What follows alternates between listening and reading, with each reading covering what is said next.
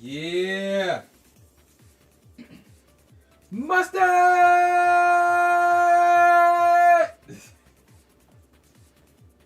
Alright. Alright. A lot's going on today, ladies and gentlemen. A lot's going on today. First of all, where's my OBS? There's my OBS. I'm about to say, where's my OBS? There's my OBS. Let's switch it up. Let's bounce over here real quick. Alright. Let's get it going. Why is this open? Why is this open? Yes, that's out now. I don't know why that open, but yeah, let's get on with it. Oh, right, ladies and gentlemen of the YouTube citizens, actually. Y'all know who it is. This is the boy Tru Inferno. Today's day is Sunday, November the 24th. Actually, it should be like this. All right, there we go. Let me see who we got. Who we got in the chat? Lady Mimi Cutie, welcome to the live stream. Welcome. We got a lot to talk about today. And yeah, and I'm tired. I'm really tired. Here's how tired I am, chat. I'm late right now, and tomorrow's video might be late. That's how tired I am. I'm not gonna work on tomorrow's video tonight. I'm just gonna, after I get done with this, go straight to bed, and then when I wake up, while I'm on the clock, then I will be at work. Amazing Eileen, what is up? Thanks for the live stream. Welcome. We got lots to talk about. Let's not waste any time, and let's get on with it. Let's switch over to YouTube side. I still haven't fixed this part yet. I forgot about it actually, so that's something I'll probably go look at.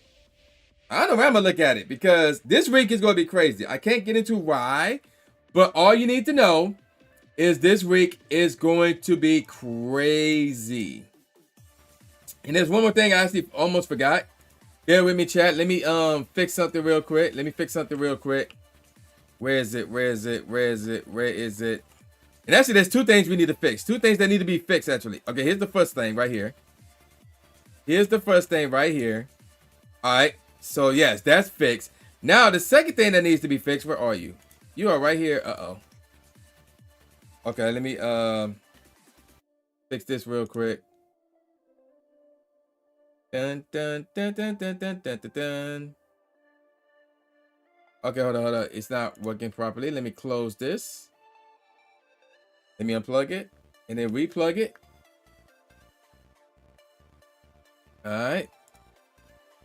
Bam. Why does it not give me the option to connect?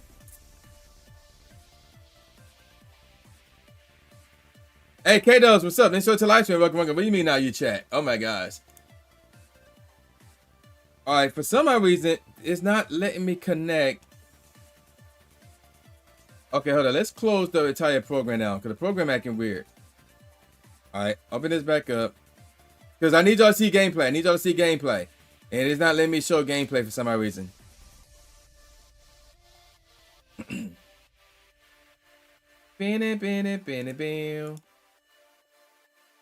Is it because no?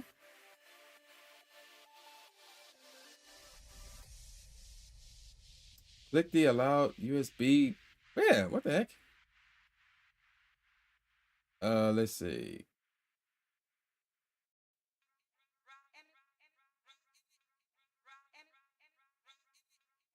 Let's see. Yeah, it's not letting me connect. It's not. You couldn't chat when you put what? That's weird.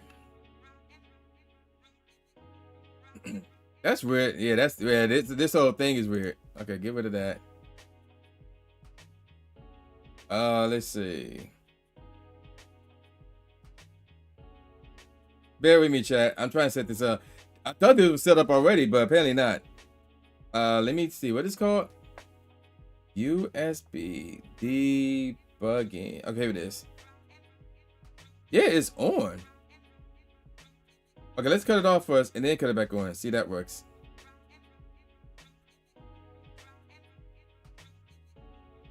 Okay, there we go. Now we in business. All right.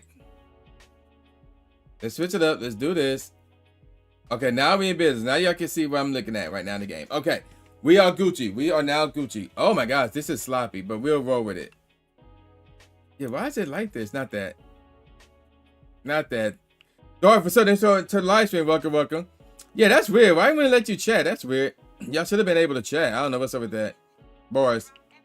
Where's the thing at? There it is. Yeah, that's weird as heck. Why is it like all the way over here? Let me see. Yeah, I don't know why that's over there, but anywho. All right, so y'all know the deal. Tru Inferno Show. You so exhausted? Yeah, a lot of people exhausted. Oh my gosh, I'm exhausted too. I'm tired.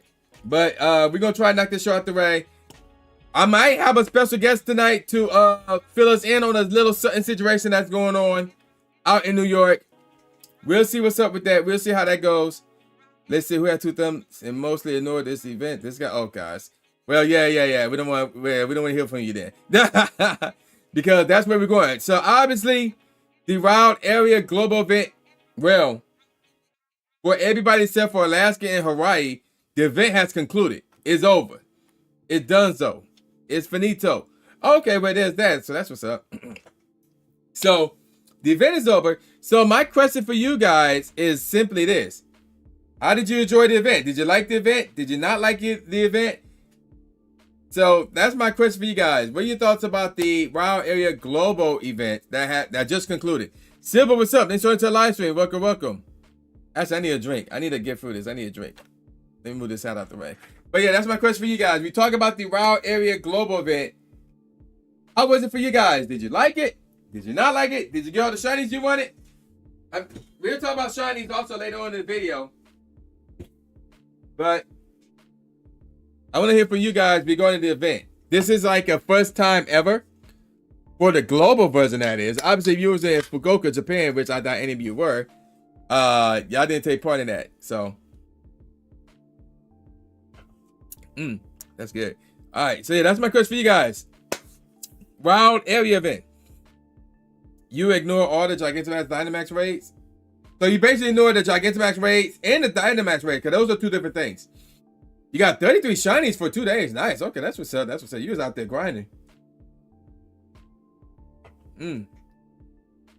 I still need to record a conclusion for my video. So that's I need to record that after I get done with the Tru Inferno Show. And then I'm going to bed. Got a shiny Historian Voltor finally. Nice. You're still raiding? Oh my gosh. What are you trying to get? Haters, what are you trying to get? Look, I'm broke. Just got another shiny Snorlax. Oh my gosh. But yeah, so how do y'all like the event? Like, this was the first time we ever had something like this. So, like, do y'all like it?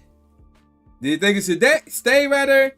Do you don't like it? Do you think it should go? Do you think some changes need to be made to it? And if so, what are those changes?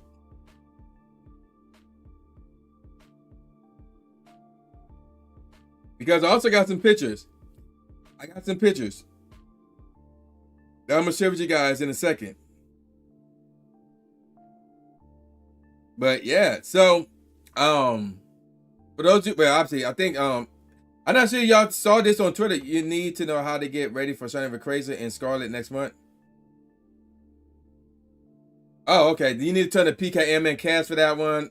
What's his name? Austin St. John's for that one. Nothing particularly, just want to keep rated. Oh, okay. Snorlax, Shiny, Costume 98. Thank you, Yoshi X. Yeah, shout out to Yoshi X. Yeah, we actually met in 2023. We actually met in person, that is. The round spawns were kind of mad, but you enjoyed the raids and hanging out with folks. Yeah, I'll talk about the round spawns in a second. You what? You pove the event, your wallet not so much. Oh, you mean you love the event? Oh, okay.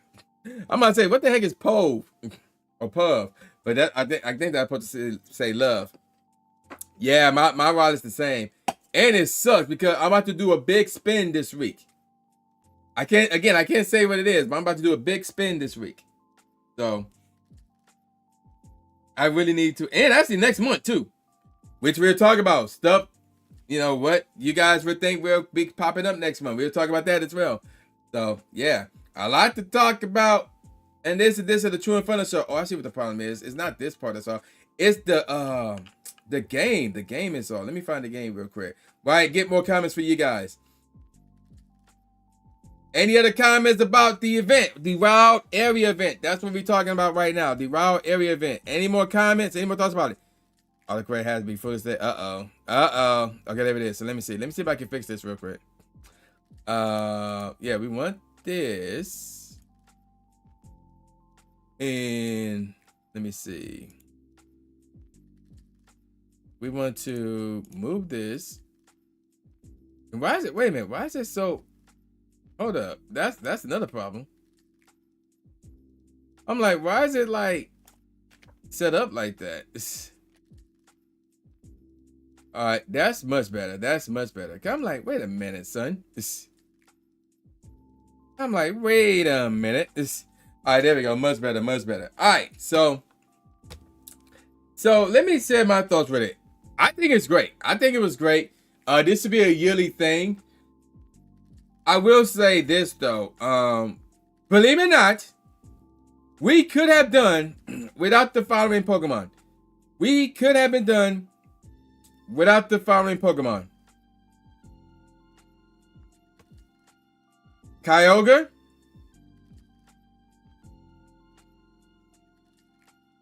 Groudon. The Panthers almost upset the Chiefs today. Yeah, I saw that final score. I'm like, whoa. They came back. But anywho, we could have been, like, the event could have been fine without those two legendaries. Because we had Origin Form Dialga and Origin Form Palkia. Which, out of the legendaries, they should have been the main focus. They should have been the main focus. And they were the main focus for the most part. But I felt like we didn't need Kyogre. We didn't need Groudon to be a part of this event. Yes, you heard me right. Yes, I said that. And I mean, it's not just because of the fact that, I mean, look at all these candies. Look at all that primal energy that I got for Groudon. Like, that's not the reason. Could I, like, I don't have a hundo. No, Tyler, stop it. I could try to go for a hundo. I could try to go for a shundo. I don't have a hundo Groudon. And don't get me started. Do not get me started with Kyogre. Look at this cheese. That's 3 hundos.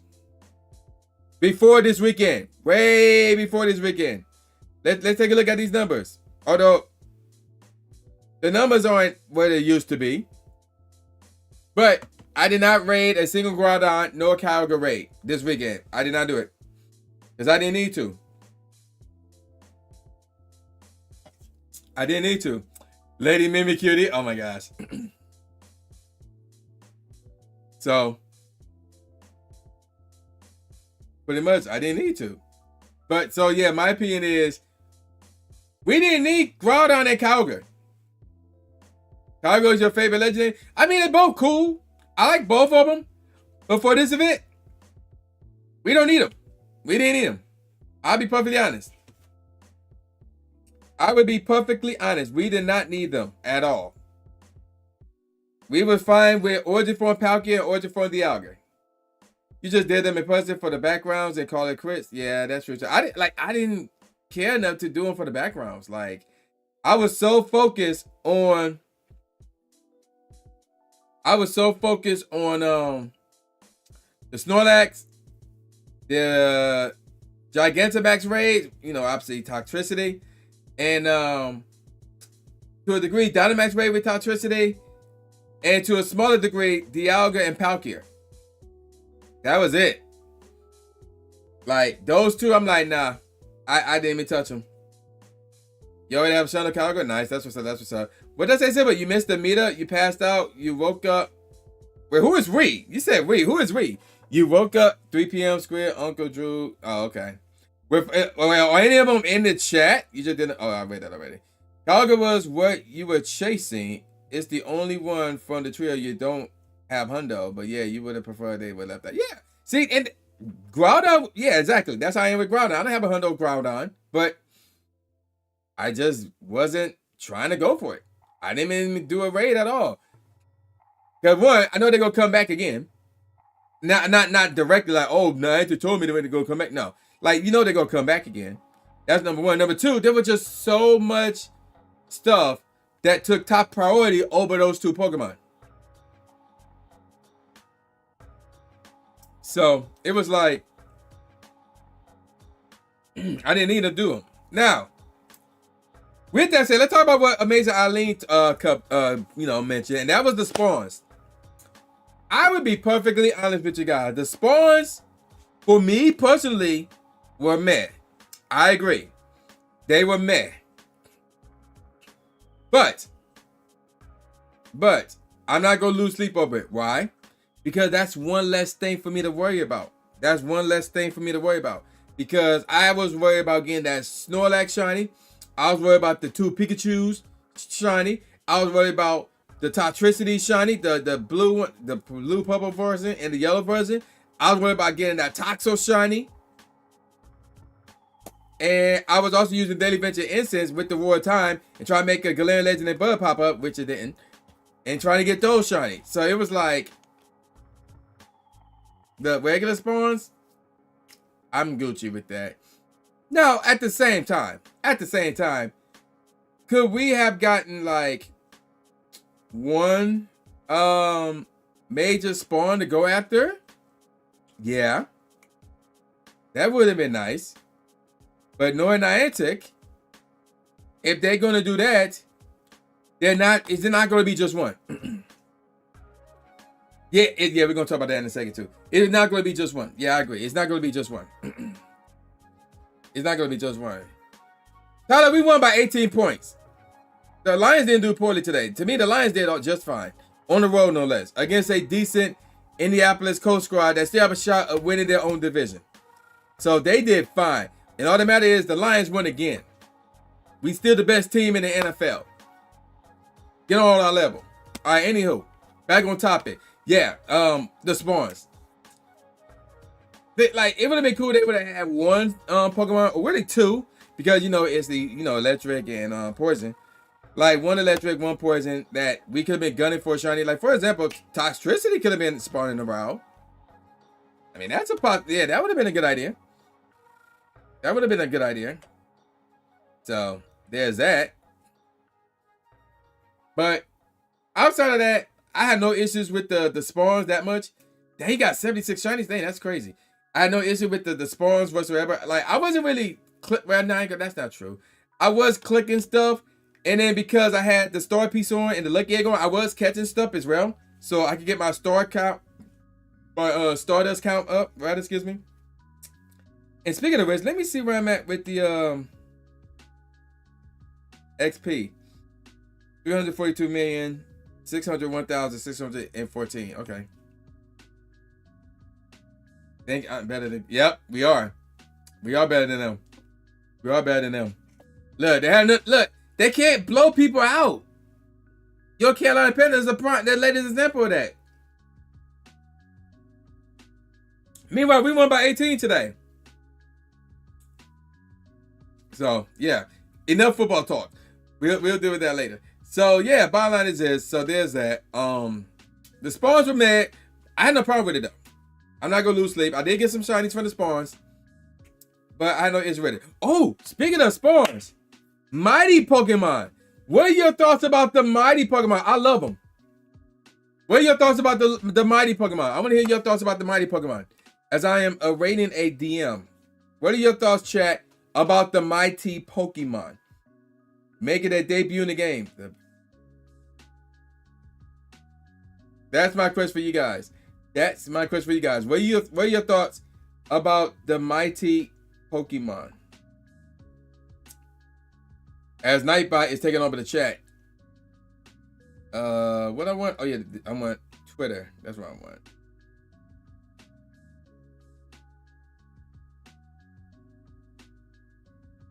Okay. All right. So here's what's going to happen. So we're going to switch up the topics for a little bit. As you call a mighty Mammoth's without Safari Ball, just a regular Ultra Ball. I caught some of them. With an Ultra Ball. Actually tonight, because I ran out of Ultra Balls today, which was shocking. Because yesterday I didn't. I wasted a lot of them. Because I had like 40 or 50 of them when the thing went up for the day yesterday. So I missed out on that. Let me see if I can find this person real quick. You like the mighty Pokemon? Didn't like that we got low levels than the in-person event, but you get it. What do you mean low levels? Lower levels? What do you mean? Yeah. What do you mean? Elaborate for that. What do you mean? What happened with that? Because the lowest that we got was 13, which is funny. I'm not gonna say how it was funny, but it was funny. We got a 13. We got a 13, 13. That was the lowest. 13, 13, 13, 13, 13 was the lowest. You think they were a nice touch of the event? You feel like you didn't see that many yesterday, but more. That is true. It was good that they had better IVs and higher levels, made it worth trying to catch. Yeah, that is true. That is 100% true. There was like more of today than there was yesterday. I agree. I totally agree. The RL event was spawning over level 50. What do you mean over level 50? What the heck? Level 50 supposed to be the max. Nope, they're supposed to be exclamation points. They're supposed to be exclamation points, Tyler. If you got question marks, then you need to step your level up. They're supposed to be exclamation points. All right, we're gonna switch the topics back. We're gonna switch the topics a bit because the person is ready to take the call. So I'm about to call this person, and let me make sure that Discord is open. And come on. Let me check one thing. I don't think they can. No, they cannot hear you. Typical OBS. Okay, let's do a check. Check 1 2. Well, god dang, you took for. I'll get check 1 2 1 2. I'm tired, man. I'm tired. I'm tired. Ladies and gentlemen, we got Lando Alpha on the call. I'm assuming you made it back home from New York City. I'm in Hawaii. No, you're not. You're not Brandon Alex. That's true. I've been getting raids from them from Hawaii. That's facts. Yeah. So before we get to the meat of why I brought you on this show, because normally I have not brought a return guest on the show, but you are the exception because of a certain situation. How was your wild area event? Pretty decent. I haven't done a full inventory of everything I got just yet, but I can tell you so far that I was more successful here back at home than I was in New York City. We were just talking about some of the reasons why. Does it be because of the fact that there was more mighty Pokemon spawning today than there were yesterday? You know, that's an interesting thing you bring up. I'm not entirely sure. But there could be something to that. I think I definitely caught more today than yesterday. Yep, Ms. Eileen brought that up. I feel like the shinies were better today. I don't know. I could be. That's how I feel. Because I was doing a lot of raids yesterday. I did not get a shiny from raids, with the exception of one. I'm not gonna say what it is because that's a huge spoiler, huge moment. I'm not gonna say what it is, but they picked up today. In terms of shinies from raids, even though I wasn't doing a lot of raids today, cause I was like broke. I couldn't. It was crazy.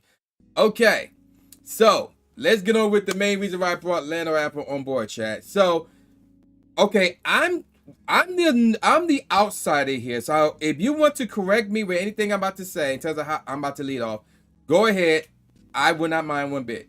So, chat, for those of you who don't know, there is an interesting situation going on in Albany, New York, where one park, or whoever owns the park, basically wants Pokemon Go removed from the park. I don't know. I'm not 100% sure what the reason is or anything like that. So that's why I brought Lando on. But it's a hot topic that I wanted to discuss. So, Lando, if you could explain exactly what the heck is going on with this park, the name of the park and all that jazz. Yeah, go ahead. The floor is yours on that one. All right, so the name of the park is called the Crossings of Colony. It is located in Colony, New York. Technically, if you want to get really technical, it's in like the furthest west end of Albany, but technically it falls under Colony's jurisdiction. It's weird. But if you were to catch Pokemon there's like two different cells there. One says Loudonville, the other one says Colony. So it's a little weird. Mm-hmm. But anyway, it's located in Colony, New York, and it's the place to go play Pokemon Go for the area. The local group that's situated there is located in that park, and that's where everyone goes to play their community days, their spotlight hours, their raid hours. Any major event, you're going to find people located there unless the weather is just bad. So it's a beautiful park. It's pretty spacious, has around 15 gyms in there, plenty of Pokestops, lots of routes to walk. And it's like one of those parks where it's not like flat or anything. There's like some hills and some winding paths and like a forest area. So it's different parts of the park look different. You don't really get bored with it. It's just a really nice place to exercise, to enjoy, to bring your kids there and to play Pokemon Go. So there's a lot going there for everyone. So what happened was everything was, as far as I understand, more or less fine, at least to our knowledge, the group's knowledge, regarding, you know, playing Pokemon Go there, until the I want to say it was when the Gigantamax Pokemon were first introduced during that weekend. So with Gigantamax, Charizard, Blastoise, and Venusaur. What happened was there were about, I think, 80 or 90 people that RSVP'd to the local campfire event on there, and around 100 people showed up. Ooh. So there was a surge of activity there for all the people walking around doing Pokemon Go, and with that, I think it was a little bit more obvious than normal due to the fact that in order to do these battles, you have to walk around in a group and do it with everyone, right? So everyone's clustered together. And while I wasn't there, I was in New York City when this happened, doing Gigantamax raids down there, or battles down there, excuse me. And they were, you know, walking around, you know, playing Pokemon Go like they would. But if it was anything like I experienced with Gigantamax Gengar, there was street crossing, there was, you know, walking on the pavement and all of that.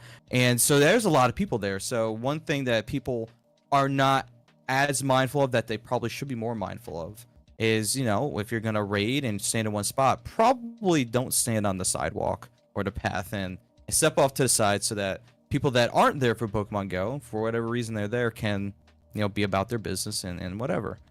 So there was a surge of people there, and I'm sure that probably more or less caused some issues with traffic and foot traffic and all that stuff. So this is where I start to come into it, because I wasn't there and I wasn't fully aware of what was happening. So later on, after that, I was contacted by a different community ambassador, not for this group. I don't think this group is currently led by a community ambassador, but a different one who frequents this area. He brings even some of his people over from Vermont, from like the Bennington, I think the Bennington area in Vermont. Comes on over and he brings people to come play different events and whatever. And so he messages me. He's like, "Yo, did you hear that they might be stripping the crossings of Pokemon Go, anything Pokemon Go related?" I was like, no, that's news to me. What's going on there? And so that's kind of where 2 + 2 starts to equal 4 in that matter. It's just, I guess it was that time. It could have been the wrong person saw the wrong thing at the wrong time and knew the right people to talk to in order to bring it to the town's attention that this was going on. I don't know exactly who was the person that brought it to the town of Colony's attention that this happened. It could have been Parks and Rec employees that were working there, for all I know. I have no clue. But maybe if I can bring up the DMs I got with the guy with the community ambassador that was talking to me about this real quick. Okay. Through this. Yeah, if you want to jump in with anything while I'm looking this up, go for it. I'm gonna go off topic because you mentioned community ambassador. I was hanging out with one all weekend long. Mostly because, Chad, I'll be honest, like, if you want to do Gigantamax raids, if you really want to do it, you need to find the closest community ambassador to you, because more likely there's going to be a bunch of people showing up at their meetups. So the community ambassador ready to go. Not to mention, you should also get free items just by showing up and checking in through Campfire, which is another reason why you need to have Campfire. So the community ambassadors, as far as I know, they pretty much great. Their leader is somebody who me and Lando knows very well. So yeah, if you have a community ambassador in your local community, I would highly suggest you show up to their events. If possible, just their Gigantamax events, because you're gonna need a lot of people to take those out. So yeah, there's that. But in terms of this situation, in terms of what we're talking about, like, I read some of the stuff behind why they want to, remove Pokemon Go from the park, and I guess it's the wording that they use, or the verbiage. It just didn't make sense to me in terms of why they want to do it. But I'm assuming it's because of what you said, because too many people were standing in one spot, blocking the sidewalks, and blocking people to walk through there that's not playing Pokemon Go. I'm assuming that's the reason why they did it. That's a fair assumption. Unfortunately, without me directly talking to town officials. I don't know for certain. The people I'm talking that I've talked to were the ones that spoke with them. Even funny enough, Ken from Lord Up Podcast, he has attempted to actually call them several times and can never get the head of Parks and Rec. He's always gone for the day, not in the office, this, that, and the other. He's just very unreachable for some reason. Wow. But I can tell you that the office has been getting a lot of calls regarding this situation. So whoever's been contacting them, they know. They know. Right. Which is good. I mean, if there's an issue, definitely talk to your local officials. Yeah. It's always great to do. And it also brings up how powerful Pokemon is of a franchise. Like, to me, this is the top media entertainment franchise in the world. So any issue involving Pokemon, people gonna speak up. Oh, it is the #1 franchise in the world. Yeah. So the holy trinity of Nintendo, Pokemon, and Game Freak / Creatures Inc. This is very strong, very powerful. But yeah, so I'm looking at the DMs now that I had with the community master. By the way, if anybody's familiar with Kevin Von Close or Kevin Close, if that name sounds familiar, that is the individual who I had been speaking with. Okay. So just for reference, he reached out to me about this. I wouldn't have known about it until it would have hit the news, and I would have been like, whoa, what's going on here? So he hit me up back on October 28th, saying that the town of Colony is looking to remove all gyms from the crossings of Colony. And I was like, that's interesting, because not that long before that, I happened to talk to an employee sitting in a golf cart, and he was like, pretty thrilled. He's like, look at all these people playing Pokemon Go and all that. So I don't know what exactly changed the tune of all that, but so what happened was the community leader, he had said that he spoke to Parks and Rec and that they confirmed that they're requesting them being, I guess, the stops and all the game features to be removed, and that the town didn't have any interest in discussing the matter any further. And from what I've heard beyond that, they are willing to talk, but not to come to like any agreements. Like they'll tell you like what's up, but not like they're not really willing to bend one way or the other about it. And so that's largely what I knew, and anybody that has been trying to really get a hold of them to see what's going on hasn't been very successful in like learning too much of anything different, I want to say. You said haven't been successful? Yeah, no, it's been two people that's been talking with them, the group leader and Kevin actually spoke with the head of Parks and Rec over there, and I do have a statement that I can read that came from him that was shared in our local community Discord, and I can get to that in a moment. Okay. But like I said, looking back through the messages I got here, there were about 100 people at the crossings, and 91 people had checked in, so it was an obvious impact, more than normal. With like I said, with community and stuff like that, people are like spread out, just doing their own thing, so you can't like obviously tell there's an organized thing going there, unless you're just staring at people looking at their phones. But everyone does that these days anyway. So that's largely what's up with that situation. A couple of news outlets, well, actually, maybe a few of them. We had the ABC and CBS affiliates here pick up on it, and also one of the major newspapers in the area also did a feature on it as well. So it's definitely gotten around, and so there's some other details in there I probably won't get to on this, as in terms of like how this was handled. Probably could have been handled a little bit differently. I'm not sure if it would have changed what's currently happening with it. But there's like tact to how you handle situations and stuff like this. So I actually did a follow-up with Kevin as of yesterday, and I asked him how things went locally, again, since this would be probably the largest gathering since that incident there. And he said that the groundskeeper kept following people, taking photos, trying to be sneaky, but really wasn't good at it. Apparently a police officer showed up and spoke with the groundskeeper and sat in the parking lot for a while, but left after a while. So it doesn't seem like anything, there was like no interference with anybody playing anything. But playing the game rather, and it was just a little weird with that kind of interaction, according to what Kevin was telling me. But he said other than that, everything was fine, and the turnout wasn't that great due to the weather. I know a lot of people were dealing with rain and the like. It wasn't that great, so some Oh people wow. went like to the mall later. So people left after dusk, which is what you're supposed to do. The park opens at dawn, closes at dusk, and then people went to the mall to finish the rest of the event since you could go there afterwards. So right now we're not sure what action the town is going to take. People have continued to play Pokemon Go there, but I do want to stress, according to actually let me switch over to Campfire real quick. There was an everyone tag in the local Campfire group regarding the kind of behavior that the leader would like everyone to exhibit. He had said that for those who plan on playing while they're at the crossings today, please be mindful of your surroundings and don't do anything that would worsen the situation with the town. Most importantly, this means, don't stay in the park after dark, don't block the paths while raiding, listen to park employees and don't argue with them, no loud music, no smoking, because it's a smoke-free park, and like don't play Pokemon Go while driving in the park.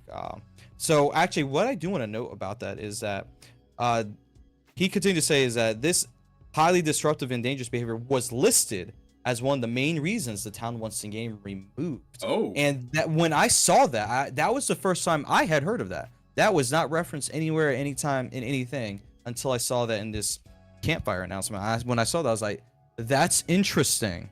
And I want to say it's probably because in times past, at least for events I've been there for, like when they did Elite Raids, when they had Enamorous and the like, some people, when they were at certain gyms that are like closer to the road than they are to like a walkable part of the park, some people would sit in their cars on the side of the road and raid from there, which I can see how that would be a problem. So that could be in reference to that. I'm not sure if of any other way other than probably almost hitting someone, which I have not heard of that happening there. And so the group is trying to be mindful about what's going on. That I haven't heard of any additional action the town has taken yet. Like everything's still there at the park. Pokemon Go still has a presence there, has not been stripped away, but there's not been any additional communications to my knowledge, and no further actions taken at this time. Wow. Okay, that's a lot. It's funny because I tried to get Ken on here since he tried to reach out to him. I wasn't sure he was successful in that or not. So that's interesting. Maybe he could hopefully break through between now and next month, and I can get him on the show next month to talk about it as well. But I don't know. Like, I think first of all, like the fact that this dude was walking around taking pictures, I'm like, what you gonna do with the pictures? Send them all to Niantic? Like, no, he would end up sending them over to the Parks and Rec as like reference as to like what's going on. I don't know if it's for proof that show that like, hey, they're still coming here, or just showing like this is what's happening. Are they looking for disruptive behavior, or are they just looking for updates as to Pokemon Go still being played there? I'm not exactly sure what their purpose of doing that is, but it has to do with Pokemon Go in some way, shape, or form. So, okay, so I'm having a flashback. What year was this? I think this was 2018.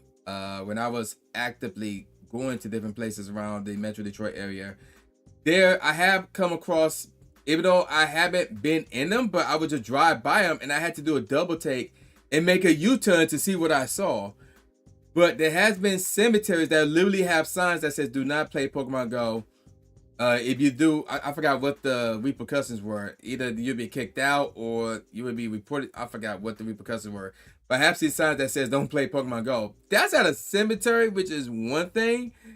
I don't know, like, about how they're going to enforce that at a park. That to me would be over the top. So when you say like when they go to bring it up to, I forgot who you said you're going to bring it up to. I just don't know what they can do about it. That's my thing. So that's funny. In my area, we've had 2 or 3 cemeteries that have been nuked in terms of Pokemon Go gameplay there. There's one cemetery here in my city that I live in where Pokemon Go has been removed entirely. There's not a stop. There's not a gym. There's nothing in there. There's a different one in the same town of Colony that it's Well, let's just say back in the day, it was nice to drive and play in there, or even walk and play in there, but of course do so respectfully. There were no signs to not do any of that there, but someone did the wrong thing. I don't remember exactly what the details were of the incident, but it caused all the gyms to be removed. I believe there's still Pokestops in there, last I heard. And then it was another cemetery near the mall in the area that I think had the gyms removed out of. I haven't been in any of these places in literal years to play Pokemon Go, so I'm not sure exactly what's going on there. But yeah, people just don't have any sense of respect or care, and they'll fly in a cemetery at 30 miles an hour like it's a regular road, trying to bounce from point A to point B or whatever raids or whatever is in there, and then they ruin it for everyone. Cemeteries, ideally not the best place to go and play Pokemon Go, but there was the ability to play them because stops were nominated in there, and some were promoted to gyms. And the one cemetery was actually, I don't want to say, a lot of people walked in there just like recreationally, not even playing Pokemon Go. Like they would walk their dogs or whatever. So it's like it was already a known thing that people were like in there like that. So there just are vague rules, I guess. They're not like hard and fast rules about playing in places like that. But whenever it's just poor behavior just ruins the experience for everyone, and that probably could be said about this park situation too. Is that when the community doesn't exhibit the best behavior, sometimes things like this can happen. I'm not going to necessarily say that's 100% the case, but I'm fairly certain that it contributed in one way or another to this. Right. So about the cemetery thing, that's interesting that there's a cemetery that you can actually walk through, like a trail of sorts. So that's interesting. And like for anybody in the chat, if you do have a cemetery that you go to play, obviously you want to be courteous about. Never mind if people are there. Now you want to be courteous about where you are, like what is around you and whom is or was around you. So. Like you said, don't go driving 30 miles per hour, man. Don't blast the music. In fact, cut the music off. Like, to be honest, just cut the music off. Like, be respectful, because like one of these days, your car is going to be in there, and you don't want people blasting music while you trying to rest up in that mug. So, yeah, be respectful, man. Do unto others that you want to be done to you. So, that's actually a motto that I live by. So yeah, but back to the park. I mean, I'm like,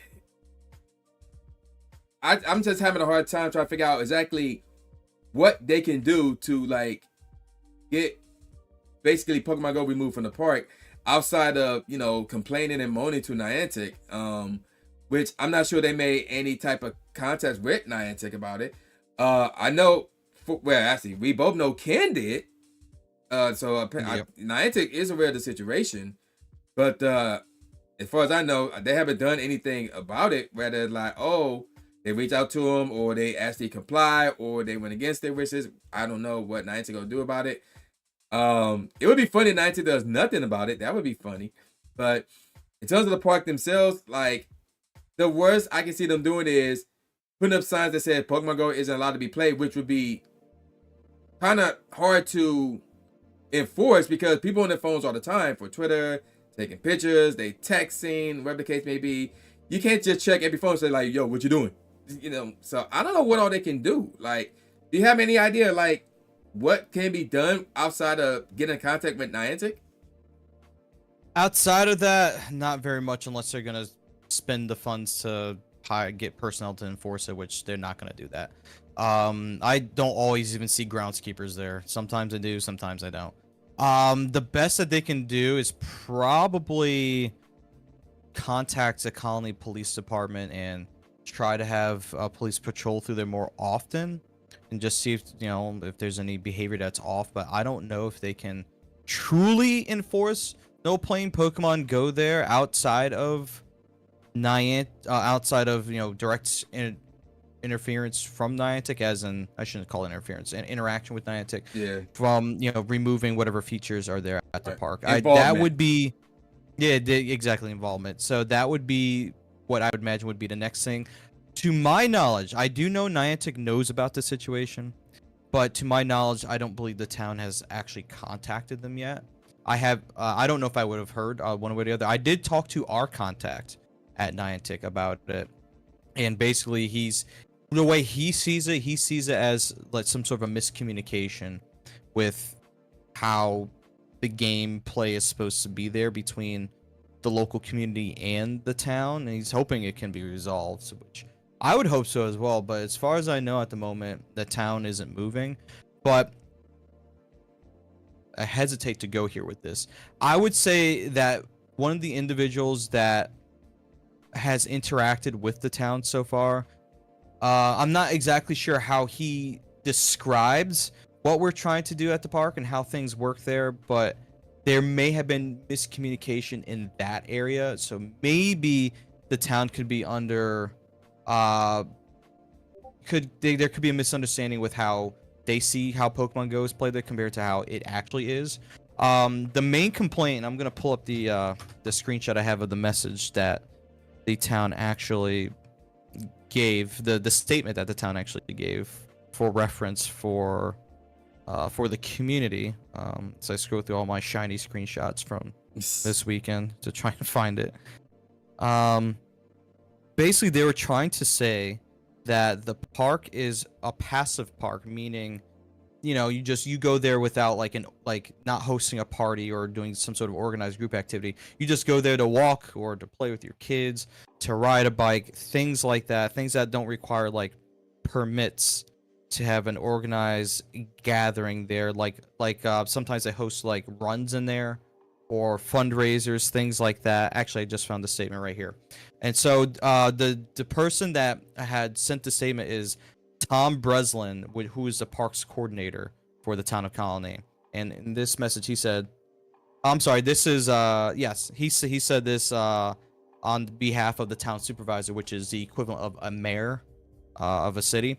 He had said, I have been asked by our town supervisor to present the facts regarding the Pokemon Go organization demanding, that's a very interesting word he used, by the way, the word demanding, to use the town's Crossings Park for their organized gaming pursuits. I recently spoke with an individual who identified himself as a regional coordinator. So this is referring to the head of the group. Regional coordinator is a poor title as to what he actually does, and I don't believe he even agrees with it.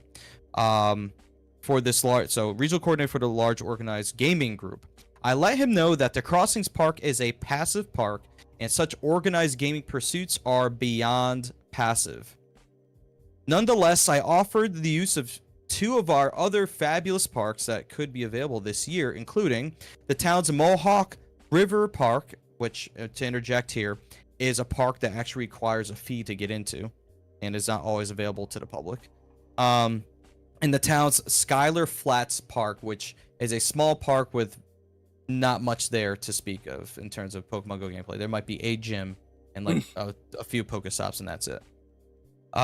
Both locations enjoy paved areas and roads which are handicap accessible. Nice of them to include that. The individual thanks me for my information. I have never heard from him again. Best regards, Tom J. Breslin, Parks Coordinator. So, just from that statement right there, it just feels like they don't quite understand how this works. Which, I'm not blaming them for that. Why do they care about Pokemon Go if they don't play Pokemon Go? I just feel like it would take someone to properly explain how it works. Heck, even if someone from Niantic could reach out to them, but that's really not for them to do. I don't see Niantic doing that. Nah. Because if we're in the grand scheme of things, this is one park out of thousands that people gather at for Pokemon Go. Millions. But but it could set precedent. A lot of people in the area are afraid that it could set precedent elsewhere, where towns could request their parks be stripped of gameplay if they deem it so, which could happen anyway if they happen to know what to do with that if they so desire to do so. Okay, so first of all, them selections are terrible. Like, one of them you have to pay, the other one's small as heck, and there's nothing there, so that's terrible. That's number one. Like, the thing about, like, okay, the passive thing, right off the bat, the only hypocritical thing about it is, like, kids play at the park. I'm like, that's not passive. Like, kids could play there for 30 minutes, an hour, 2 hours, something like that, while the parents just sit down and watch them play. That's not being passive. So like, how's that passive to me? So why not, like, it's just hypocritical to say, oh, it's a passive part where people just like come and go or whatever. And I'm like, then why are kids playing that? I'm assuming they have gyms and swing sets. That's not being passive. So that's an interesting point you bring up. So this is how the town would view it. If you just bring your kids to the playground and play and then go home, that's passive. If you were to bring your kids to the park for a birthday party being hosted, which requires a permit in order for such a function to happen, that's an organized activity. So that would be what's organized versus passive. Okay. Yeah. I mean, and then the thing about it is the dude, like whoever it is, I can't assume it's a dude. I don't know who it is. Oh, you said it's a guy, I think. Yeah. Yep. It's like, it's a gentleman. Yep. Yeah. Like very stubborn about it, very uptight, and to a degree immature. I'm still stuck on the fact that he was trying to sneak pictures of people who were just standing around and look at their phones. And that's it. That's it. I mean, yeah, it's just I weird. get it. So it is weird. It's a weird situation. It's this. I boil it down to exactly what the contact at Niantic said. It's miscommunication, and I'm not sure exactly what it's going to take in order to fix that. There may not be any fixing it. Actually, in my opinion, in order to avoid further damaging whatever relationship or perception that the town of Colony has with Pokemon Go, the community should probably move to a different location. Yeah, I know how that sounds. It's not great. There's another park that we technically could go to that I can think of that is rather built up for Pokemon Go, but isn't the same as the other park because the park's just different. It's completely different. It's located down the road a little bit, but it could be used in that way. There's 5 to 8 gyms in there. Like it's definitely usable. There's a bunch of Pokestops. But it's not as great. It just doesn't have the same features like the actual park features that the Crossings has. And I heard the other details I'm not going to share because it's more sensitive of official stuff. But there was some communication with Niantic with the community ambassador I was talking to that they could have helped in some way, shape, or form, but it doesn't look like the community is going to be moving from where they're at right now. Will they be forced to move? Time will tell. Okay. So I'm gonna just give my conclusion real quick to what really like a hypothesis rather. It ain't a conclusion. Give a hypothesis of what I think gonna happen. I think nothing's gonna happen. I'll be honest. I think nothing's gonna happen. I think people who play are gonna be more not uptight, but like more aware of their surroundings a bit more. They still gonna show up and play. And basically, not be in a array and just play and then keep it moving. That's what I think will happen. And in terms of what the groundskeeper, whoever, I think they can do nothing. I think nothing's gonna happen to the point where they're gonna get Pokemon Go removed from the park in terms of like the spawns and the gyms and the Pokestops. I don't think that's gonna be removed. I don't think they're gonna force anything that will prohibit people from playing Pokemon Go at the park. Cause that's too much to do. Cause you could be checking people's phones for that crap. Nah, I don't see that happening either. So at the end of the day, I don't think anything's gonna happen. I think things gonna go as they are. The only change is that people who show up there, assuming that they have campfire and that they're aware of the situation, they're gonna be more mindful about, hey, things are uptight up there. So if you go over there, be in your best behavior. I think they will. Those who are aware of the situation. So that's my take on that. Any final thoughts you want to leave on this situation before I let you go, or if you want to stay around, then that's fine too. So yeah, my final thoughts on the situation would be that, like you said, be aware of your surroundings, be respectful. I mean, this goes for anybody really. Wherever you go to play Pokemon Go, be aware of the rules of the area, be respectful, be mindful, stay out the way, don't get in people's way. Just because you're there to play Pokemon Go, that's not superior to anything else that is happening in that area. And have fun, be mindful. If you have to, maybe pick an alternate place to go play. But ultimately, at the end of the day, the town of Colony has the final say as to what happens there. And you might be right. Nothing may be done. It could just be grandstanding in terms of their posturing on the situation. They may not like it. Can they really stop anybody from playing there? I'm going to say no as well. It's going to be up to people on what they're going to do from here on out regarding that. But I can tell you from what I saw today, because I played at the crossings for a little bit today towards the end of the event, there are people still playing there, walking around, doing raids and power spot battles and all that. They're still playing there. They are mindful of what's going on, but they're still going to play there. So that's what's happening with that. My advice is always follow the rules of wherever you go and play, no matter where you're at, and have fun. But also, if something official happens, if whoever has authority tells you to do something, it's best to pay attention and follow authority than to just do whatever you want to do. Right, yeah. All right, so yeah, so I think I'm gonna call it a wrap for this topic. So again, if you want to stay for the rest of the show, you can. If you want to drop out, you can do that as well. But yeah, thank you for. What do you want me to do? Oh my gosh, don't do that.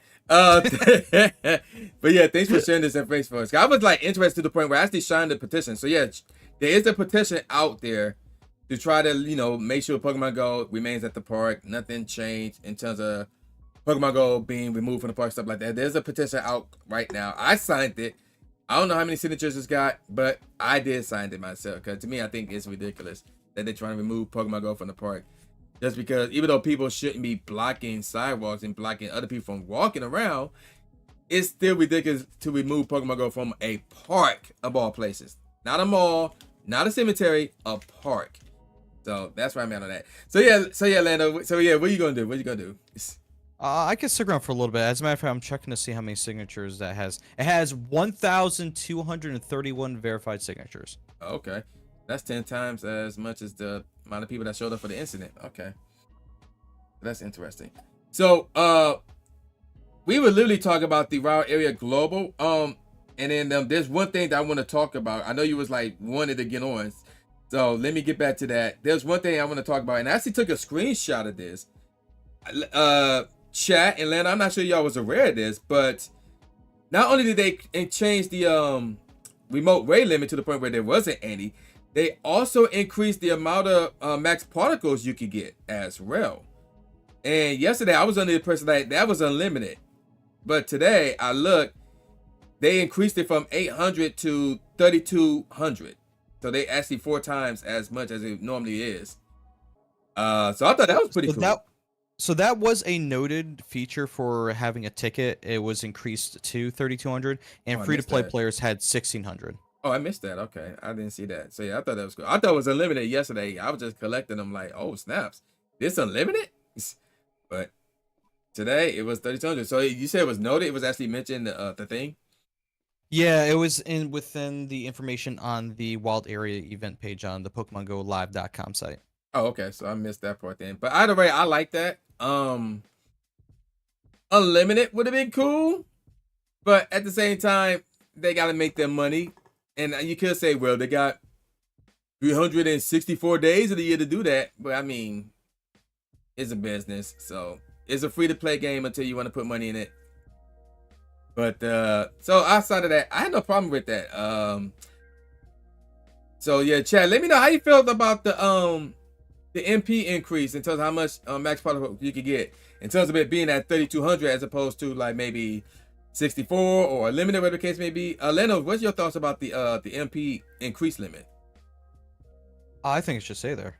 To be perfectly honest with you, it should be there permanently. However, in the context of this event, I thought it was very useful seeing how these battles cost at max 800 max particles to do, and that was regardless of it being Gigantamax, Toxtricity, or the 4-star version, which I thought that was interesting. I figured they would have made it 400 particles like we previously had with the previous 4-star max battles, but they kept it the same price. I'm not sure the logic behind that decision. I disagree with it being 800 for the 4-star, but you know that is what it is. But Having the higher limit was definitely great in order to try to get as many of those Gigantamax battles in as you could. Otherwise, you if you were a free-to-play player before having to buy any max particles from the store. But I will let you know that they actually had some good boxes in the Pokemon Go web store. As a matter of fact, it's still there right now, I'm fairly certain. For $7.99, you could buy a box that gives you 10 green passes, 3 remote raid passes, a silver Peanut Berry, and a pack of max particles. And that's actually pretty decent for an $8 cost right there. So if you get a few of those, you get enough max particles to go for a bit with those. And I thought that was a pretty good value. They also had several other useful boxes there, including the limited, or I shouldn't say limited, one-time only packs where they gave you like bonus coins. They like gave you like double the bonus coins that you normally would for the cost. So that was a decent value. Unfortunately, it was only one time instead of being able to repeat buy those, which I would probably change that. Yeah, so that, change that. If people want to do it, let them do it. Take the hit. You're making money no matter what anyway.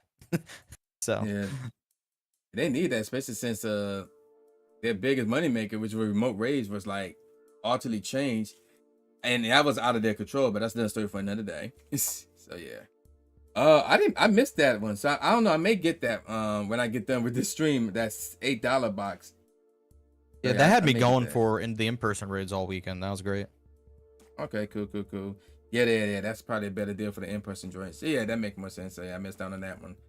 All right, and Tyler said not getting money from you. Well, again, it's free to play unless you want to put money in it. Unless you want, not have to, want to. So there we go with that. Okay, let's move on to the Wild Area Japan version. So we're not going to spend much time in this one because none of us went to that event. The only thing that I want to talk about is the fact that they had I think it was Gigantamax raid where 500 people could hop in that thing. And we didn't get that, which it would be kind of hard to organize with people in different spots all over the world. But so that's another story. But like, what are your thoughts about a 500-person Gigantamax raid? That would be interesting. I wish I was there. That probably was pretty cool to see. And from what I understand, I believe the battle was scaled up to where it took a bit of work for the 500 to get that done. Ooh. So imagine, I don't even know how many stars that would be technically with something being that hard. But I guess if it scales to that amount of people, I guess it's still the same difficulty, just more people are there, so it could still be classified as a 6-star Gigantamax battle. But I would have loved to have seen that in person. That probably would have been pretty cool. I just wish that there would have been like a good achievement screen with it, so you can see like who did what in the battle. But I guess since everyone's in like their own team, perhaps they would have to split it off and to see like who in your team did what or how well it went or whatever. Okay, that's gonna be annoying. I guess. Yeah, my one thing, I guess, about raid battles and Gigantamax battles, I wish it was a little bit more detailed with like how much you contributed to the battle. Obviously, there's achievements there if you have like a bunch of friends in there, if you did the most damage, if you were the most fashionable, which I don't even know why anybody really cares about that one. But it's a feature there. I'm someone that likes numbers. I'm nerdy like that, so I like stats. So maybe someday in the future they could give us a more detailed breakdown of that. But from what I understand, it was pretty cool to see. I think they only did one final battle like that, at least from my understanding. Yeah, it was just the one. Yeah, it's a pretty cool surprise that they kept for them at the end. So hopefully there'll be more cool things like that in person. The only equivalent I think you and I have ever seen in any event like that is like when they try to gather people for photos and there's like a ton of gyms that just suddenly appear. There's just like a bunch of raids to just to gather everyone together for the big photo opportunity. Oh yeah. But outside of that, I don't think we've ever seen anything quite anything close to that in Pokemon Go. 2000 and what year was that? 19.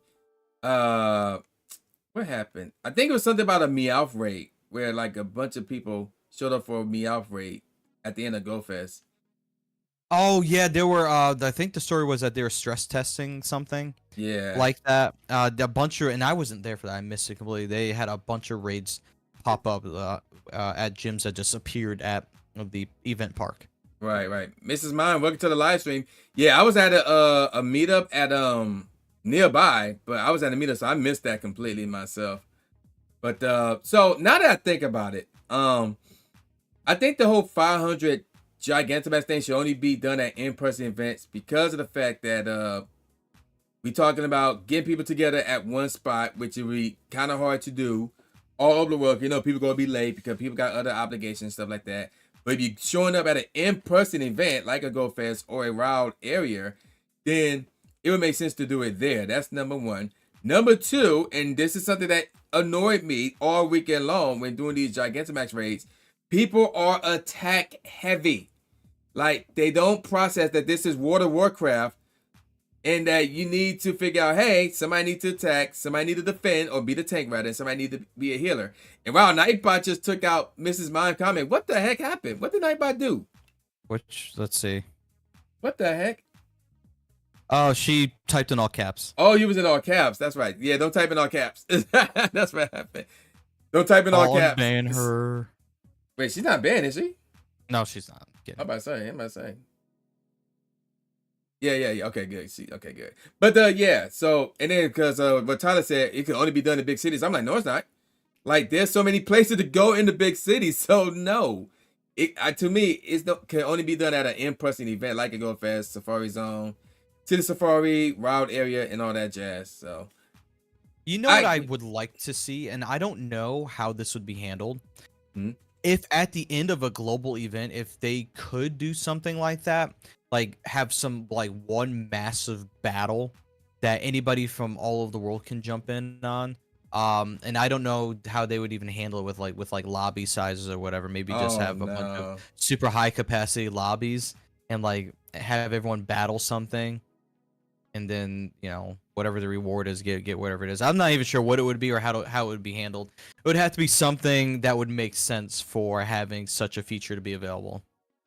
But then there would be the complaint about people missing it because, oh no, what about people that were sleeping at that time or whatever? That's probably one reason why that would be a fair complaint, to be perfectly honest. So that's one issue with having something like that. Maybe have it so it's during a certain time in the time of the world, and just have it in multiple different instances so everyone gets a shot at it during their playtime. Something like that. That's the only way that something like that on that scale could really happen. Because now that I think about it, I just thought of more examples of like people having to come together for something. Remember when they were live stream the giant egg that was in Chicago? Oh man, yeah, I remember that. Oh boy. So yeah, people showed up for that. And then there was the Ultra Beast event that I was at in Hollywood. So a lot of people showed up for that too.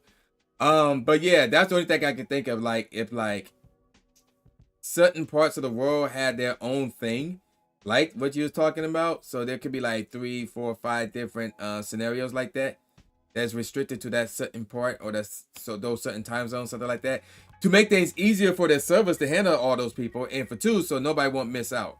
So yeah, that would probably be the best case scenario if they try to do something like that on a global scale. What is this?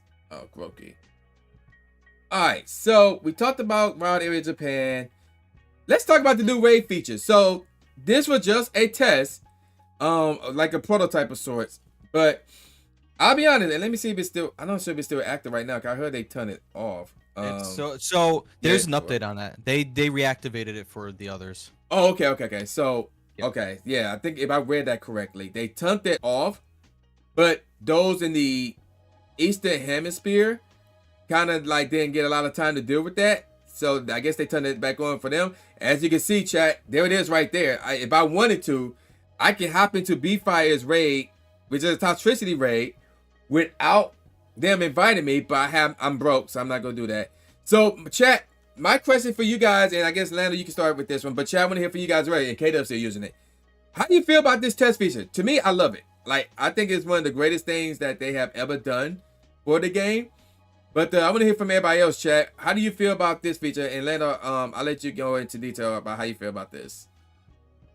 To be honest, this is probably one of the greatest additions to Pokemon Go, at least since the addition of remote raids to the game. This has made the game incredibly accessible for a lot of people.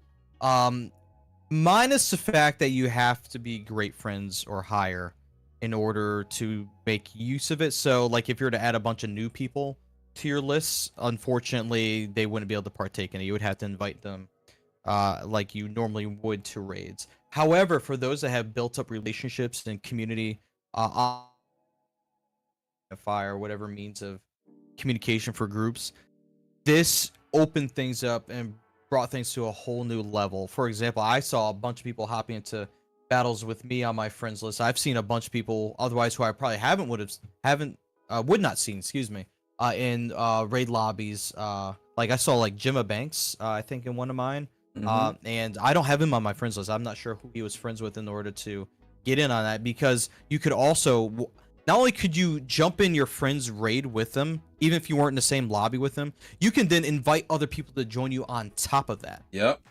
So there was almost no failing raids. There should be only a handful that would have failed for one reason or another, because you could just get enough people in there to get the raids done. So that brought down the risk of failure to a really, really low level, and just made raiding fun and accessible for everyone all weekend.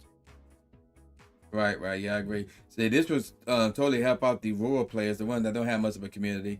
All that you do, go online, become great friends, which I don't think is much to do in terms of. I think it's a friends. week. Yeah, so. And then you'll be straight, especially if this feature stays in the game. Yeah, just make new friends, interact for a week or so, and then you'll be Gucci. Mrs. Mine pointed out that it's an amazing feature, but you cannot add friends from these raids though.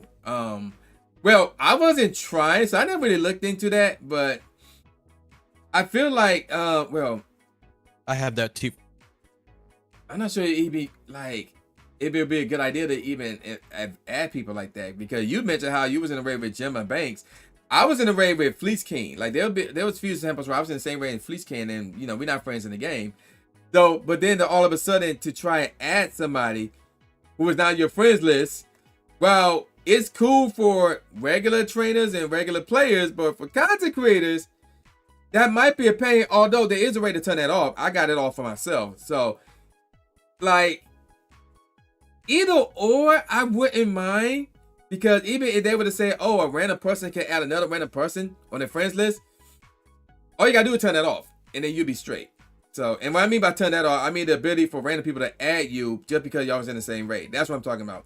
You can also turn this feature off as well, but to me, I think it's, unless you're really not trying to spend a lot of money, that would probably be the only reason why you want to turn that off. I guess, I don't know.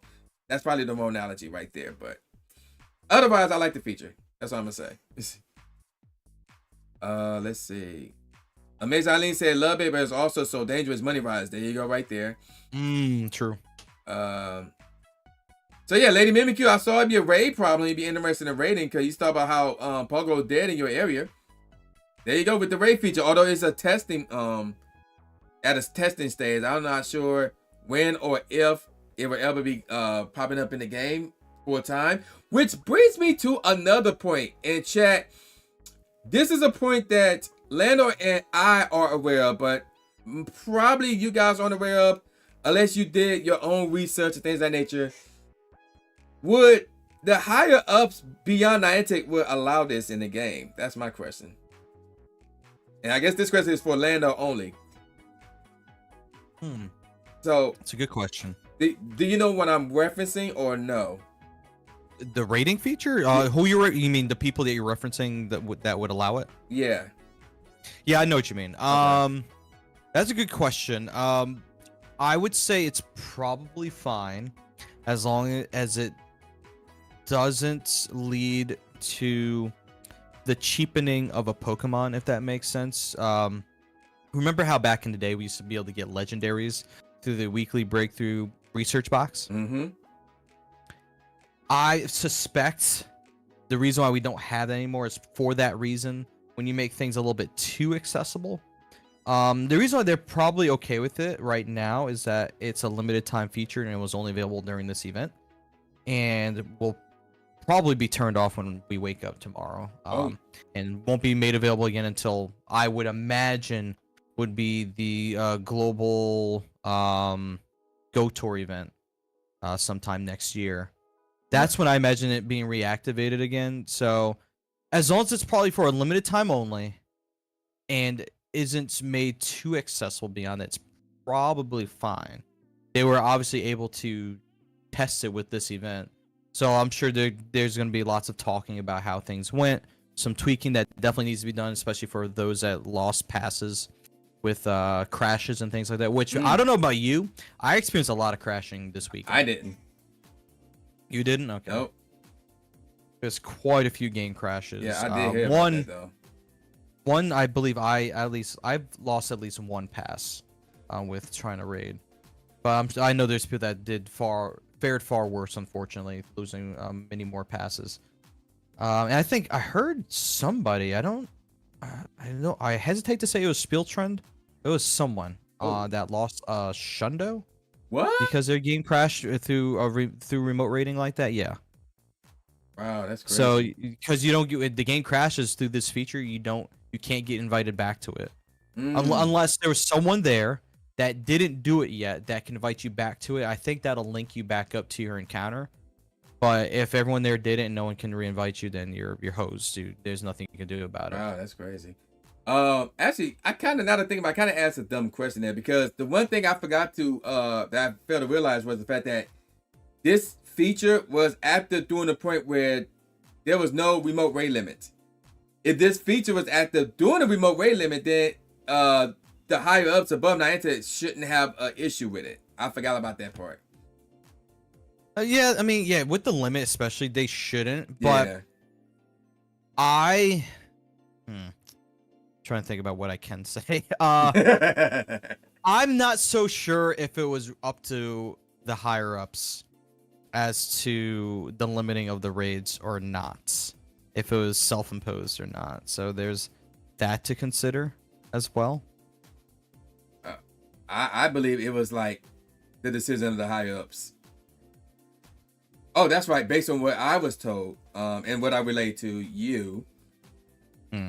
So, based on what I was told, I believe it was a decision above Niantic, so in terms of the remote raid limit. But that's another story for another day. So, there's that. But back on topic, rounding it back. I love this feature. They need to fix it up because a lot of people was booted out or whatever the case may be. It didn't happen to me, but I have heard issues of other people experiencing those issues. So clean it up a bit and then release it for a time, and then this might quiet down the people who've been complaining about the remote raid limit existing. That might be the remote raid limit complaint killer right there, if you can call it that. Speaking about the limit, with the limit being raised a lot recently, I know some people were speculating as to whether or not their limit would be permanently increased from 5. I'm not so sure if there's any signs other than, events featuring the raid limit being increased. If there's any signs of that ever happening, it would be cool if we were above 5. I know some were saying like 10 to 20. Definitely be people taking advantage of that. There's some people that just love to raid, and they'll just raid until the bottom of their wallet falls out or something. Right. I don't know. I mean, 10 to 20 would be cool. Like, I would not be complaining about that one bit. I wouldn't do that many per day, but I would not mind that at all. Aline says she know friends who lost a couple encounters from crashes. Yeah, see, there you go. K-Dub had crashes and bad lagging throughout the feature. Okay. I don't know about the lagging. Oh, you just got another shiny try. Oh my gosh, you need to stop. K-Dubs, you need to stop. I don't know about the lagging though. I'm not sure if I experienced the lagging, but yeah, that would be cool. Increase it from 5 to 10 or 20. That'd be cool, especially for raid hour days. For that, speaking of which, this Wednesday is going to be major. We'll talk more about that later. So, any final thoughts you want to say about the new raid feature before we move on to another topic? I think it's a fantastic feature. I'd like to see more of it. I wish it were permanently available, but I can see why it's not for now, especially if they need to do more fixing and testing. But I look forward to using it and seeing even more improvements to the game in the future. All right, so let's see. Okay, let's move on to the next topic. You got in 5 shinies, bro. I was live. Wow, that's crazy. Let's move on to the next topic. So, chat, November is almost over, but we gotta look back at the best events that we had throughout the month. So what we're gonna do now, Chad, we're gonna switch it up and bounce over here. And that's not, there it is. That's supposed to be shown right there. Okay, so just to refresh everybody's memory, here's everything that's been going on so far throughout the month of November. We had the Go Battle Weekend event that was from November 2nd to the 3rd. The Harvest Festival event from the 7th to the 12th. And in the middle of that, it was Mankey Community Day. And then the Simply Groundbreaking event from the 15th to the 17th. We're not going to count the Fukuoka event. That's an in-person event. And then all this week, from Monday to Friday, the 18th to the 22nd, it was the Into the Wild event.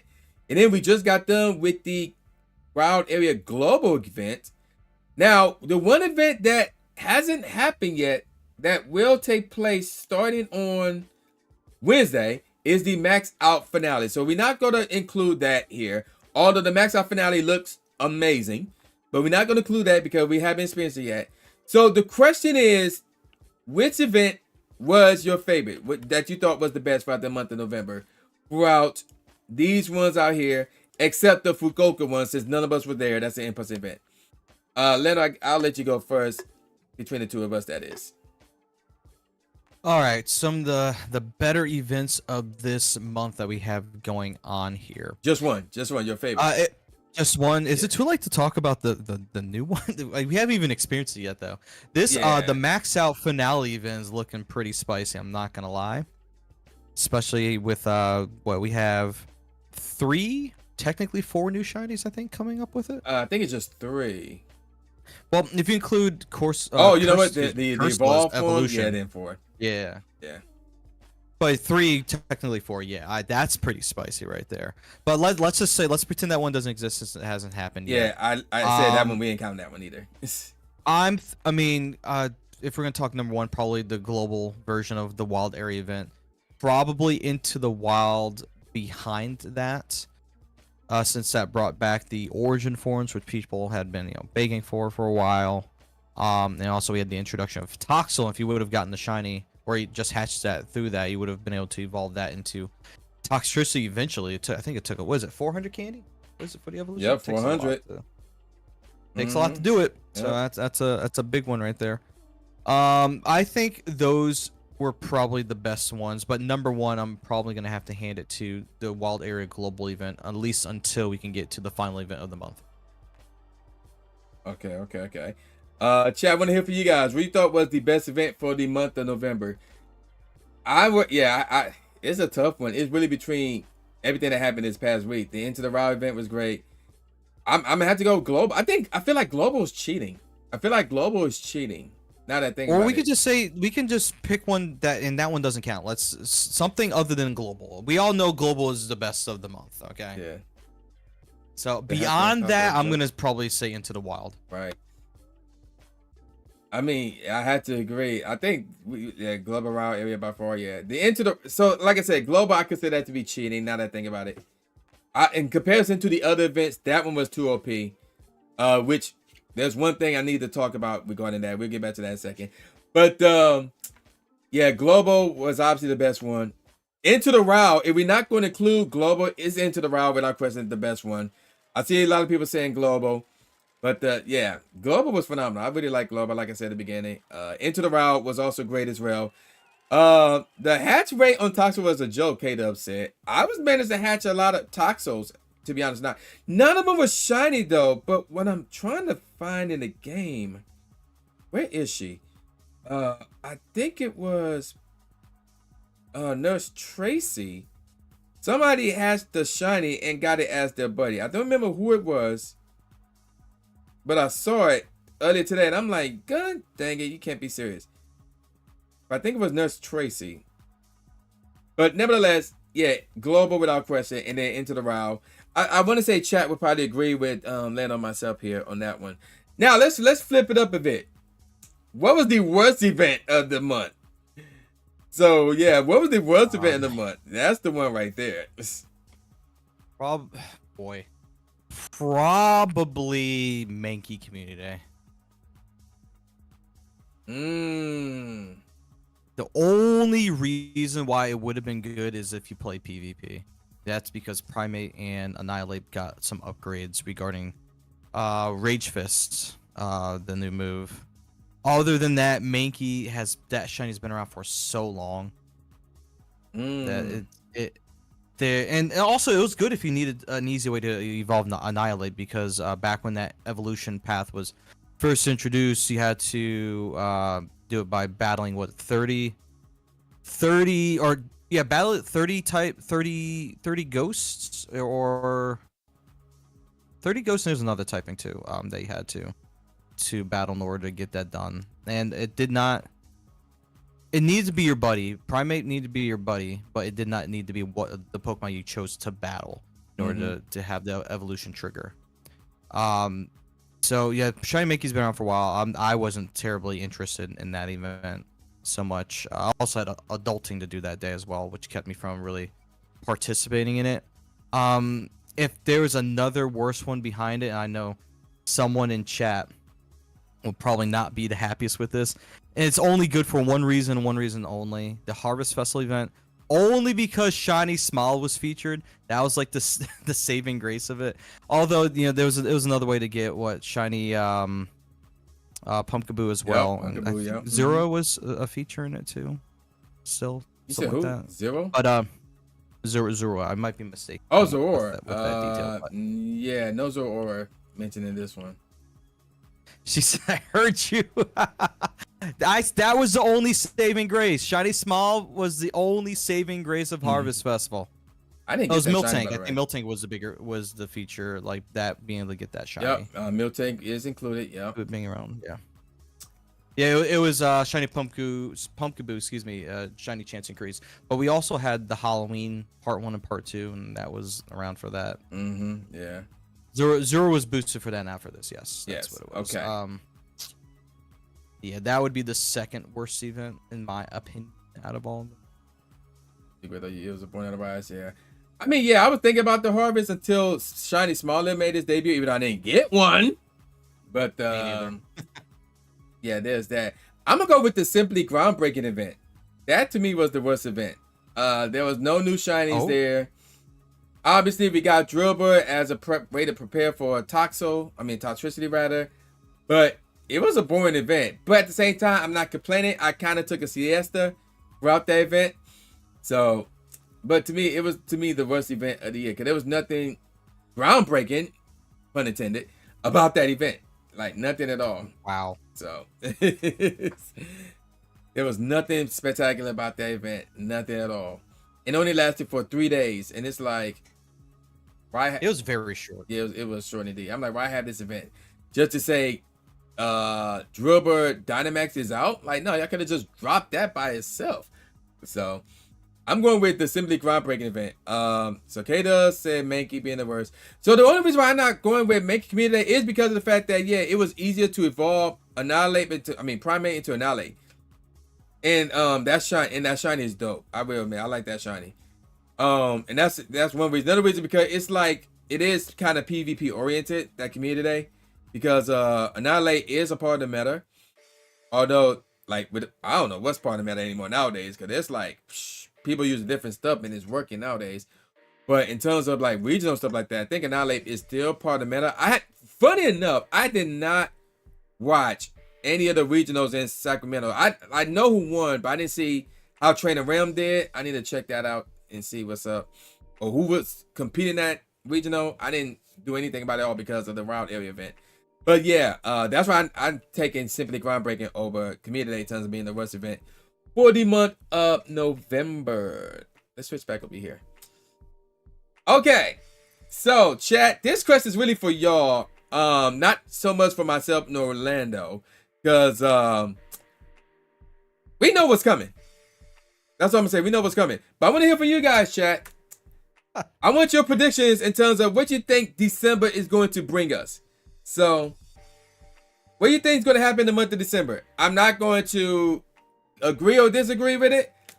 I just want to hear your thoughts. What events you think are going to show up for the month of December? And in case you need like some hints, we can review last year's events. So let's switch back over here. So this is what happened in the month of December last year. Obviously, we got the all weekend long Community Day event, the review, where every Community Day that was featured this year would be back this, for both of those weekends. We had a raid day. Alaska Safari Zone. That is funny.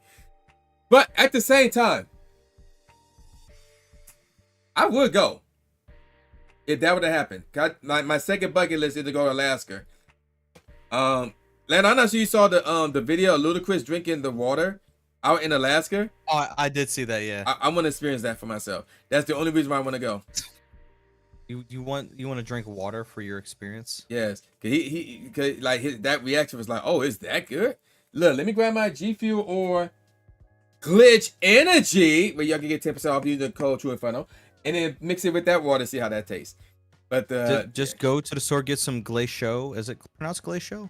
Glacier water. It's in the clear bottle with the little flag on it, and it's a fancy French word. Just have that. I don't know if that's actually allegedly glacier water or not, but they use that. I didn't even know we have that. I never heard of that before, so I didn't even know if that's here. You got to go to like the gas station or something like that. Oh, yeah, that don't mean sound legit. You have to go to the gas station. But no. When you're on a road, hold on a second. When you're on a road trip, everybody goes to the gas station to get their snacks and drinks. That's a road trip. We talk about like the locals joints. As long as it's in May next year, right? Yeah, exactly. Like doing warmer weather, like doing the warm season. Yeah, that makes sense. Not now, Mrs. Mine, not December. But road trip. Yeah, gas stations are a life sin. Like, they're a godsend. But like, if you're not on a road though, then that's a different story. But you go to the gas station and get gas. But that's different. We talking about scratch offs. Oh my God! Now you talk about the lottery. Yeah, I mean, I don't play. You probably don't either, but people go there for that stuff. Yeah, get their smokes and all that. Yeah. I mean, there's that, but it's not like going to Alaska to drink that water. I wouldn't go to Alaska just for that purpose either. I mean, obviously there are other stuff to do there. But sure, that would be like one of the things I want to do. But back on topic though, what happened? The route event happened last year. A catch mastery happened. An event called Adamant Time. Gas station for Snatch Rate, obviously, yeah.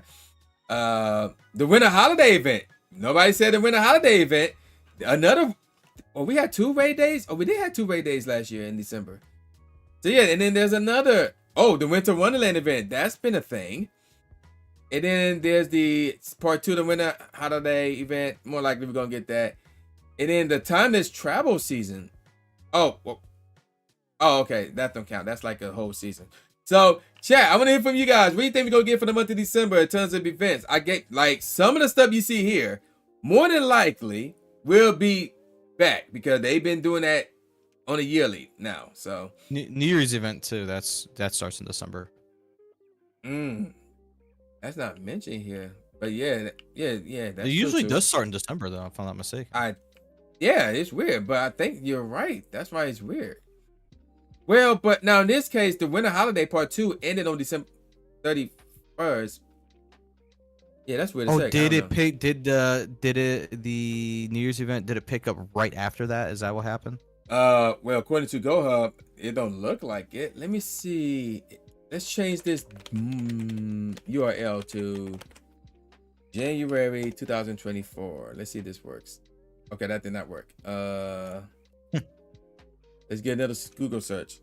Pokemon Go January 2024. Unless I spelled January wrong. Let's see. Okay, let's take a look at this. No, it's a different URL. So the New Year's Eve, it started January 1st. Last year going on to this year. Lapras Max battles? That'd be interesting. That would be interesting indeed. And you said max battle. Not like a raid day, a max battle. That's interesting.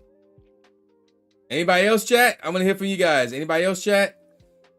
So yeah, the New Year's Eve event. Well, let's look at 2023. Was it only January 1st to the 3rd? I Yep. swear it's in December as well. That's interesting. Like maybe that happened in 2022 going into 2023. Maybe, yeah. That's probably what I'm thinking. Yep, it did. Yep. So they flip-flop. Yep. It started December 31st, 2022, and it ended the following year, January the 4th. So we could get that this year, but like on the 31st, what is the 31st anyway? The 31st is Are you using Tuesday. the Opera web browser? Yes, I am. I use it too, yeah. Oh, you missed out. Shout out to Koopa's Charms because I used the sponsor link from her to download it to support her. But yeah, I am using Opera. Yep. But yeah, chat, I'm gonna hear from you guys. That's why you're using it. I mean, otherwise I'd be using Brave. But what I will say is this: YouTube cracked down on Opera. They don't crack down on Brave though, in terms of YouTube videos with the ad blocker turned on. So. But you know what Opera does have though? Well, I'm not trying to block ads like that. I mean, it is what it is at this point. If it shows, it shows. YouTube, through a plugin in Chrome, I couldn't watch anything on YouTube with the ad blocker. They said nope, turn it off if you want to see stuff. Oh yeah. But one thing that Opera does have is that pop-out player, so you can start a video and pop it out, and then you could go and do whatever while you have the video in like the bottom corner somewhere. Yep. Look, I got my stream on the corner right now. And that wasn't even on purpose. It just happened to be that. I'm like, oh yeah, that's cool. All right, Chad. Despite the amount of hints that I gave y'all, or not hints, but necessarily like ideas in terms of what y'all think we may get next month, nobody's taking the bait. So let's switch it up and bounce back over here. Okay. I'm not going to reveal this because that's a spoiler. That y'all gotta watch. Well, you know what? I could show some stuff. Chat. What was your best shinies from this weekend's Round Area Global event? This the last topic of the show. And as you can see, we probably know what Nurse Tracy's best shiny is. There it is right there on the screen. But what was your best shiny or shinies from this event? So I want to hear from you guys, chat. And Lando, I know your content is different from mine, as I'm more of a blogger, right? You're got the infograph and you live stream on Twitch, Pokemon Go. I'm not sure if you want to spoil any of your shinies, but if you want to, you can say so if you like. Let's see. What do you mean, Lady Mimicutie? Oh my goodness. Let's look at my shinies here. I would say the best shiny I think I received so far this weekend is probably the 98 IV shiny amped Toxtricity. That was probably the best in terms of IVs I picked up. Right. But I got pretty much everything I wanted minus a Gigantamax shiny Toxtricity. So if anyone has a spare one of those, I'd be down to trade. I couldn't get a shiny Dynamax or a shiny Gigantamax. So outside of that, things have turned out pretty well for me. Right. Let's see. Your best was a shiny. Wait, what? A shiny Galarian Mime? Let's see. My best. I'm trying to think. Wait, I thought I had more screenshots than that. I'm not gonna say what my best was, but what I will say is this: you got no shinies, but you barely play. Yeah, you need to play, Lady Mimicutie. You should have been playing. Shiny Gigantamax Toxtricity was your highlight. Oh, you got that? Okay, cool. That's what's up. Chat, here it is right here. The shiny Skrelp. That was the best shiny I got. Shiny Skrelp? Yep. Get out of here. Obviously, I'm joking, but obviously, I'm not going to show what I actually got. Y'all got to watch Monday's video. Is it going to be a banger? Y'all got to watch Monday's video. It's going to be a banger. That's all I'm going to say. You do not want to miss that. Oh, and yesterday's dinner. I'm going to show y'all this right here, chat. Real quick. That is chicken feet. That one big piece in the front. That's chicken feet. Don't try that. It's disgusting. It's terrible. It's horrible. Don't try that. Yeah, some real Southern cooking. That's what that was. But it was at a Japanese buffet restaurant. It was at a sushi buffet. Oh, I didn't even know that they did that there. Yeah, I'm like, chicken feet? I'm like, let me try this. Just what can you get out of that? Like, you're supposed to like eat it whole. Like, I mean, obviously bite it, but is the whole thing consumable, or do you like eat around it? How's that work? I think you eat around it. It was hard as bone, but even with bones, like you can bite through bone, I think. But this, I'm not sure you can bite through that unless you really want to. And then like the whatever that is, that texture on the outside, it's just Just straight up. Yeah, Ugh. get it right. It's Chinese, true. What? No, the name of the place or what's she talking about? What are you talking about, mine? This is mine saying it's Chinese. The place where I was at? No, it was a sushi bar. Like it's Fuji No, sushi the bar. food is Chinese. Oh, well, okay. So that's Chinese. I ain't talking about the food. I just talking about the name of the place and the type of place it was. Oh, So okay. that might be Chinese, but they did have sushi. They had miso soup. They had a bunch of Chinese food and Japanese food. They even had Jello. I forgot to get the Jello. God dang it, they had Jello. I think it was like it was green Jello. You are sad about Jello? Yeah, it's been years since I had Jello. I forgot about that. You nibble on the sauce, so you eat around it. Yeah, so you eat around it. It's still gross. Like I even tried to eat around it. It was gross. I'm like, nope, can't do it. Can't do it. No, This is gross. This crap is gross. It's almost at the level of chitlins. Nope, can't do it. So I've never had chicken feet. I don't know what this experience is like. yeah, don't do it. Don't do. I never had chitlins. I smelt it. That's enough for me. Nope. You smelt it. That stuff is loud. My gosh, it's loud. The smells are loud. Well, it's overwhelming. The smell of chitlins is overwhelming. Okay. Spoiler. It's stuffed intestines, right? Yeah. Yes, I don't know exactly, and I don't want to know. But Mrs. Mine says, spoiler, there's a good amount of Chinese people open Japanese restaurants and sometimes include other Asian cuisines. Oh, okay. Is that allowed? Mine? That question's towards you. That's the first time I'm actually hearing this, not gonna lie. That's very interesting. So I wash my hands of that because I have no idea. But yeah, I guess you can answer that in the DMs. I'll be honest, I'm tired. So with that being said, all right, ladies and gentlemen of the YouTube citizens, oh my gosh, y'all know who this is. Make sure you guys like and subscribe on this video. Make sure you guys be on the lookout for Tru Inferno's video come Monday. Make sure you also like that video and leave a comment of the best part of it that you liked. And with that being said, this is the end of the show. Peace out, and yeah, that's all. How you gonna do my outro and then do it like that? And Mime says, I've always wanted to do it, so there. Yeah. Oh my gosh, I guess. And Mime said, you open a restaurant, you can do wherever you want. That's facts. That's true. So there you go with that. All right, so yeah, we're gonna call it a wrap here. This was even though I started late, we didn't even hit the 2-hour mark, which is great. But this is one of my longest shows that I had in a long time, so that's interesting. But obviously, you can catch Lando Alpha on twitch.tv/Lando Alpha. He's also on Instagram with the infographics, even though some people like to be complaining because they have a brain cell of a sheep. But whatever. But and also you can catch him on TikTok as well. If you want to shout out anywhere else where they can. Oh yeah, you also on Twitter as well. You live stream on Twitter as well. You know, right? Just to make it easy, just go to landeralpha.tv. Everything's linked there. I'm Lander Alpha on all the platforms. I'm not on Blue Sky. I'm not Get on Blue sure Sky. about making that jump yet. I'm not confident in that platform at this time. I mean, it's more time like will tell, though. People using it for like their personal social media account as opposed to like check out my content on Blue Sky. No, it's just like a personal thing. So they're more personal in there. That's what people are using it for so far anyway. We'll see. It could end up just being like any other place that people get access to be honest. Time will tell. See. Okay. So anywho, but yeah, everywhere and not Blue Sky, and I'm not on Spotify. I'm not on Apple. I am on Threads, yeah. Lander Alpha there as well. Okay, so there you go. LanderAlpha.tv, not Linktree, but LanderAlpha.tv. That's interesting. Yep.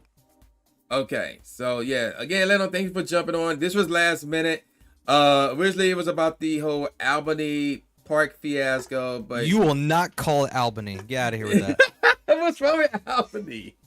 It's Albany. People that aren't from here called Albany. Hey, I'm not from there, so I'm calling it Albany. You said it right the whole time, and then you messed it up here. Well, I have an uncle named Al. Actually, my grandfather named Al. My cousin name is Al. Folks. Thank you. Thanks for watching. Mom said, "Do you have a SoundCloud?" Drive home safe. Be well. Be safe. Oh my gosh! But no. When's your next stream? Like, when's your next live stream on Twitch? I am out of town, like all. Oh. Thing this week. I'm not. I'm not bringing my gear with me, so we're gonna spend time with family. I'm gonna be doing some work like while I'm gone. Don't get me wrong, but it's gonna be the week after. Hopefully, it's starting with Spotlight Hour, so that'll be in the new season, and you guys will find out about that info once it's made available. I'm sure Tru will bring that to you next time. Yeah. Chat. All I'm gonna say is, it's gonna be busy. It's gonna be busy. Mr. Mouse said my uncle Albany. Albany. Oh my god. That could be someone's name. I could see that. Okay, so next month's edition of the Tru Inferno Show will be in December, and it's going to be December the 29th. I don't know if I have a guest on there. I did mention Ken, but because that's like in the middle of the holiday season between Christmas and New Year's, I don't know if I'll be able to have a guest. I did talk to Awesome Adam about being a guest on January. So we'll see what's up. I may shift some things around, but there will be a Tru Inferno Show happening December the 29th, right here on YouTube, 8 p.m. Hopefully we'll be on time.